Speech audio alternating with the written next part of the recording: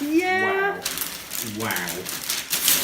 Literally wow. This is the Ghostbusters Firehouse headquarters. That is enormous. Wow. This is... Look at that. That's... There is no Dana, only Zool. This is the original. And it's just great. Look at that. Wow. Wow. Now unbox. This is enormous. Oh, interesting. Actually comes in. Oh wow. I've not seen that. No. And this set has 4,634 pieces.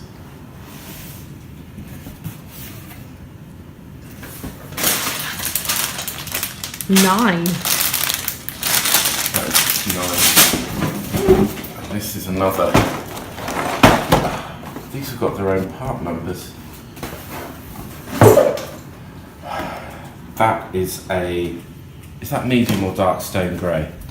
I think that's dark. Ah, that's brilliant, because I've actually got... Okay, so what I do is I build up all my sets on baseboards, and I've got a ton of dark stone grey plates, so I think this one's going to be... It's probably going to be this and a half.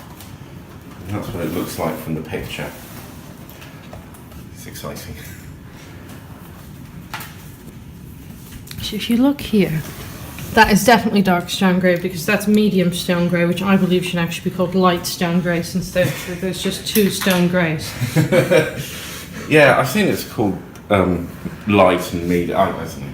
But dark is definitely dark. That's brilliant. Good. I'm happy. Yes. The instruction book is it's like a catalogue or something. That's enormous. Oh, and there's the sticker set. Stickers are hard. Yeah. Don't like stickers. Oh, pack 10. Oh wow. That means there's going to be 10 chapters in. Huh. Wow. Wow. Let's just tip this. Wow.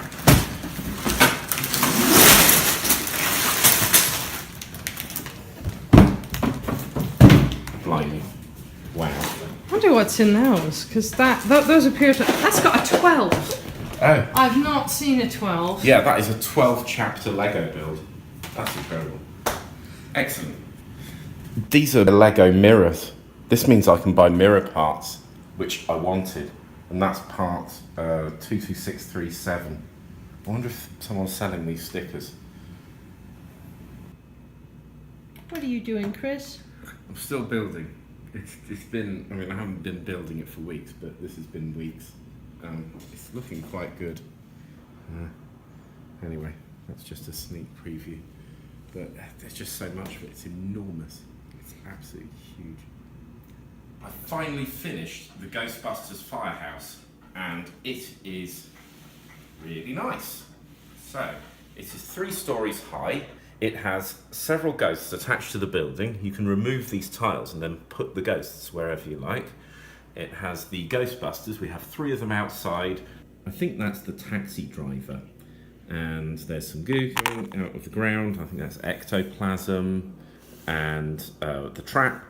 And here's Winston. And here's a bin. And here's a nice traffic light. If we look at the front, we'll see Janine is running out of the door. Each of them has 2 expressions. You can turn their head round and put another expression on their face. So there's the front door, which has 2 big doors and a little door. Here's the Ghostbusters sign, and it's got the Firehouse name. So on the roof, we have the Keymaster and the Gatekeeper in their current forms. I think that's Dana. There is no Dana, only Zool. And what's his name? Rick Moranis. The whole set, this is the size of 1.5 baseboards. So in order to fit it in my city, I think I'm going to build a little bit of street on a half-size baseboard. So if we turn it around, we'll see on the other side is a fire escape going down. I suppose this is a fire station. And the whole thing opens up. Oh, wow. So let's have a look at this. Right, so what I'll do is it's probably easier to shut the building and take the roof off piece by piece. So it shuts like that. Let's see, can I get the roof off? Yeah.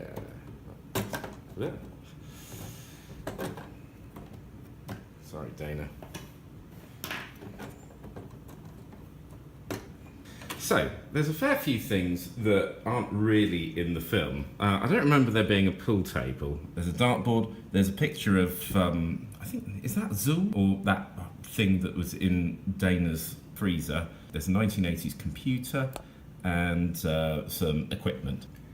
So I've also added the first ghost in the film that we see. She's in the library. Not that much actually happens in the firehouse, but they've put her in here because she's quite iconic, and you can also turn her head around so that she has her scary face. Looking here, there's the rest of the top floor, which has some more sciencey things, some pictures of the Ghostbusters, and also the start of the fire pole. So here's Ray's stance. As far as I'm aware, this piece is unique. You just go like that, and he twirls to the bottom. That's nice. So now we come to the second floor, or first floor, as they say in other places, which has a sort of lunchroom. I think they probably didn't have a great amount to fill this with, so they've decided to put a toaster with a mirror sticker, and that's the first mirror sticker that I've had. A 1980s video arcade machine. This is where they sleep, and what else is there? I think there's some cereal there, and a couple of chairs, and a refrigerator. And the refrigerator has a pizza in it. So that's the freezer part of it. So that was quite nice to make. Also, their bathroom has a mirror, one of those nice mirror pieces, and some ectoplasm coming through the ground. Oh, before I move on, there's some kind of fire extinguisher at the top of the stairs there. So, moving on to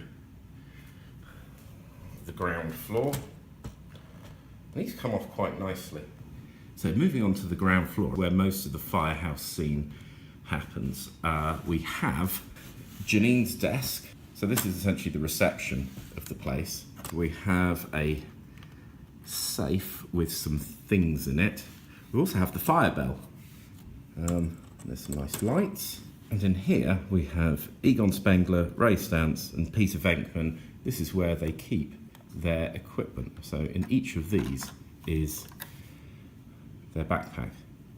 And again we have a nice 1980s computer. It's a couple of magazines. These are nice. These are sort of cardboard boxes, and they're just some slopes on a brick, and so that's quite good. There's a radio. Oh, and also, possibly most importantly, here is the light is green, the trap is clean. That's where the ghosts are kept. Notice how the outside colours are different from the inside walls. That this model's big enough that they can have 2 layers of bricks to have a different inside to outside. So that's really nice because it does look like that in the film. So let's see how easy it is to reassemble. I've only done this once. Yeah, okay, something fell over.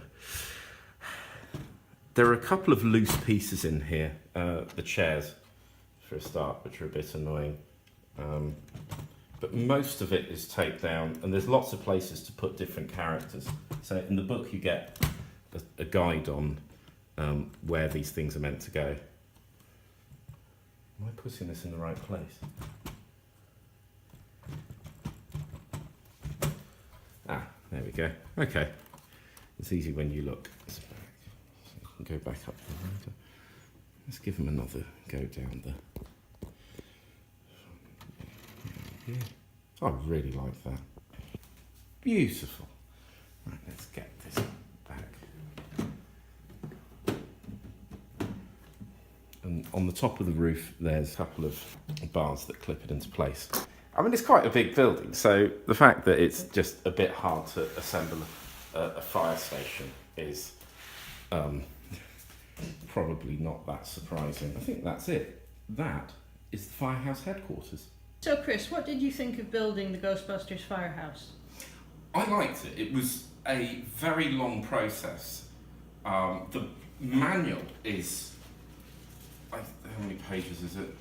It's just over 400 pages long, and it's this big, thick catalogue size book. I did like it. So the start of the building, obviously, at the bottom, had most of the things I recognised.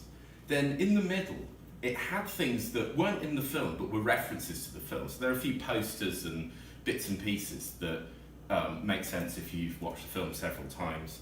Probably the same with the top. Like, we don't really see that much in the film of their sleeping quarters or the place where they're just sitting around having a chat.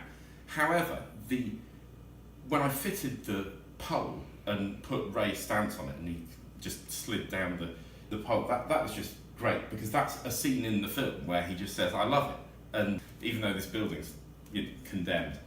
So that really made it good. I think it's, in a way, it's almost too big, and some of it's quite repetitive, like making the walls. There are pages and pages in here that are pretty much exactly the same, because they're just repeating some walls. So I was getting a bit tired of that, but it was still worth it. I like the characters.